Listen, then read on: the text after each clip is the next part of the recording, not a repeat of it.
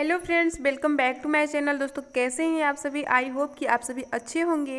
दोस्तों हम लोग जैसे कि सीटेट जनवरी 2024 के लिए बाल विकास एवं शिक्षा शास्त्र से संबंधित PYQ एनालिसिस कर रहे हैं। दोस्तों ये जो क्वेश्चन है ना वह प्रीवियस ईयर में पूछे गए हैं। तो चलिए दोस्तों अपने क्वेश्चन की ओर। अभिकथन है, किसी नए संप्रत्यय को पढ़ाने के समय एक अध्यापिका को विद्यार्थियों के पूर्व ज्ञान को सक्रिय करना चाहिए। उसका तर्क क्या है। अधिगम अधिक प्रभावशाली होता है जब विषय वस्तु को जानकारी के असंबंधित खंडों के रूप में प्रस्तुत किया जाता है।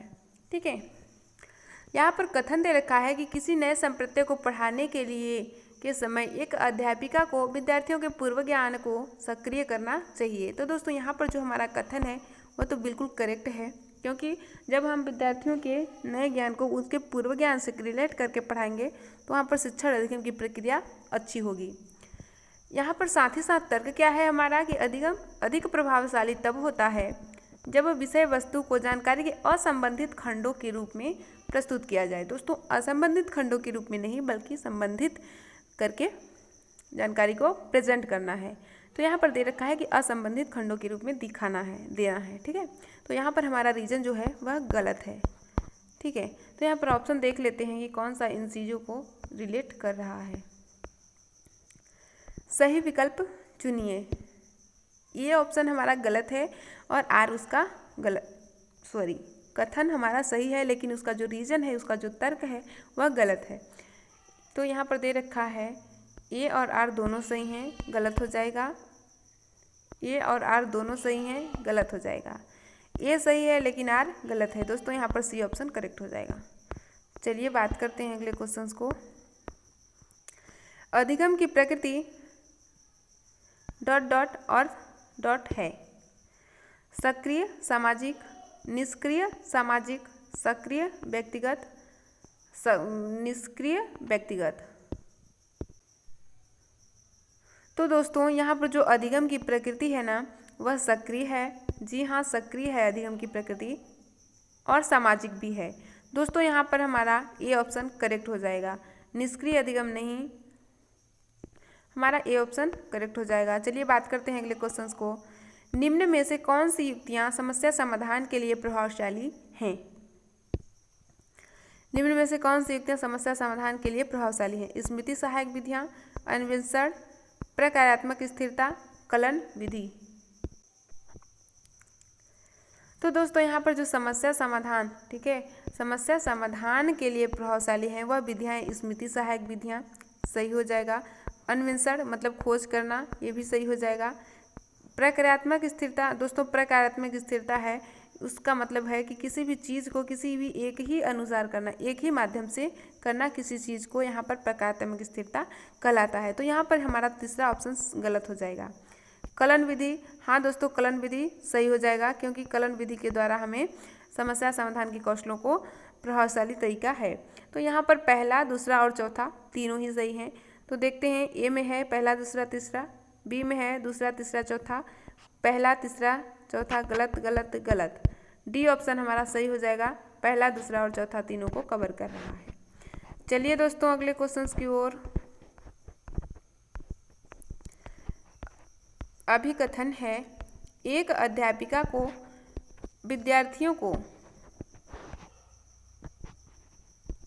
अपने विचार साझा करने के लिए प्रेरित करना चाहिए, चाहे वो विचार भ्रांतियां ही क्यों ना हों।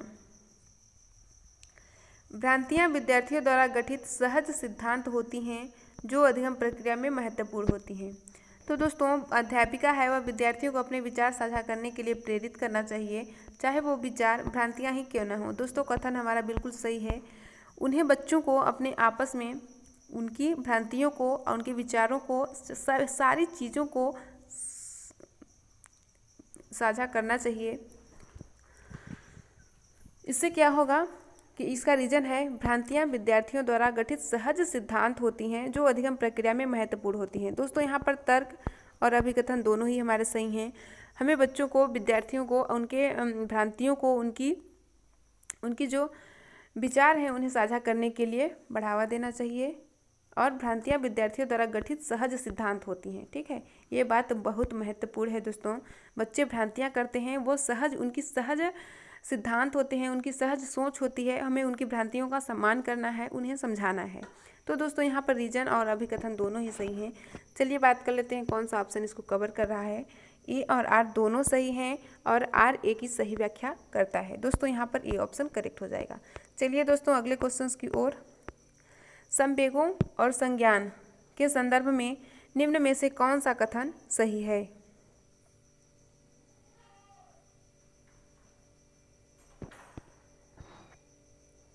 उच्च स्तरीय दुश्चिंता समस्या समाधान कौशलों को बेहतर करती हैं।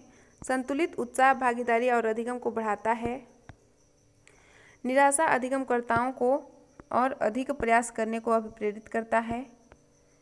शर्मिंदगी अधिगमकर्ताओं की सामूहिक कार्यों में पहल करने के लिए अभिप्रेरित करता है। दोस्तों यहाँ पर जो क्वेश्चन है हमारा पूछा है कि जो संवेग और संज्ञान है, संवेग का मतलब है इमोशन, संज्ञान का मतलब है ज्ञान, के संदर्भ में निम्न में से कौन सा कथन सही है?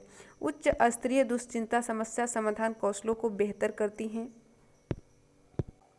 दोस्तों गलत हो जाएगा, क्योंकि जब हम चिंता में रहते हैं, हम डर में रहते हैं, चिंता में खोए रहते हैं, तो इससे हमारे समस्या समाधान कौशलों को बेहतर नहीं हो सकता है।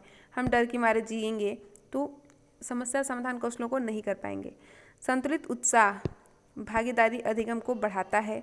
दोस्तों यहाँ पर हमारा बी ऑप्शन सही हो जाएगा। जो संतुलित उत्साह है ना, उत्साह का मतलब होगा संवेग से, और भागीदारी और अधिगम हो जाएगा संज्ञान से। ठीक है, तो जो संतुलित उत्साह है वह भागीदारी और अधिगम को बढ़ाता है, इसलिए संज्ञान और संवेग दोनों एक दूसरे के संदर्भ में यही चीज़ सही हो जाएगा। दोस्तों चलिए बात करते हैं अगले क्वेश्चंस को। विद्यार्थियों को किस प्रकार के लक्षण निर्धारित करने के लिए प्रेरित किया जाना चाहिए? महारत उन्मुखी, प्रदर्शन उन्मुखी, असफलता स्वीकृति, सफलता परिहार। तो दोस्तों यहाँ पर पूछा है कि विद्यार्थियों को किस प्रकार के लक्ष्य निर्धारित करने के लिए प्रेरित किया जाना चाहिए? महारत उन्मुखी, प्रदर्शन उन्मुखी। प्रदर्शन उन्मुखी का मतलब है दोस्तों कि हम सिर्फ दिखाने के लिए, अपना ग्रेड दिखाने के लिए मेहनत करेंगे, सीखेंगे, तो यहाँ पर बी ऑप्शन गलत हो जाएगा। असफलता स्वीकृति, हम फेलियर को एक्सेप्ट नहीं कर सकते ना, हमें तो सिर्फ उसके बारे में माहिर बनना है, किसी चीज़ को, किसी कॉन्सेप्ट को सीखने के लिए। यहाँ पर असफलता स्वीकृति गलत हो जाएगा। सफलता परिहार, हमें सफल भी नहीं होना है दोस्तों, किसी भी कॉन्सेप्ट को जानने के लिए हमें सफल नहीं होना है। ठीक है, यहाँ पर डी ऑप्शन भी गलत हो जाएगा। दोस्तों हमें विद्यार्थियों को लक्ष्य निर्धारित करने के लिए प्रेरित किया जाना चाहिए कि उस चीज़ में महारत उन्मुख मतलब मास्टरी ओरिएंटेड करना है। किसी भी कॉन्सेप्ट को अगर हम सीखते हैं तो उस कॉन्सेप्ट के बारे में हमें मास्टरी ओरिएंटेड होना चाहिए, यानी कि उसकी तह तक उनकी सारी चीज़ों को हमें जानने की ऐसे जिज्ञासा, हमें उत्सुकता जागृत करनी है। तो यहाँ पर महारत उन्मुखी सही हो जाएगा दोस्तों। किसी भी चीज़ को जानने के लिए, सीखने के लिए हमें उनकी महारत उन्मुखी मतलब कि उनकी चीज़ों की जानने के लिए प्रेरित करना होना चाहिए, ना कि उसमें सिर्फ सफलता प्राप्त करने के लिए, सिर्फ प्रदर्शन के लिए नहीं, महारत प्राप्त करने के लिए। तो यहाँ पर हमारा फर्स्ट ऑप्शन करेक्ट हो जाएगा। दोस्तों बात करते हैं अगले क्वेश्चंस को। डॉट डॉट डॉट अधिगम को सकारात्मक रूप से प्रभावित करता है, जबकि डॉट डॉट डॉट नकारात्मक रूप से प्रभावित करता है। दोस्तों यहाँ पर दे रखा है विचारावेश, संकल्पनात्मक मानचित्र, निष्क्रिय नकल, अनुसंधान, चर्चा, समालोचनात्मक चिंतन, स्कीम सक्रियता, अधिगम असक्तता।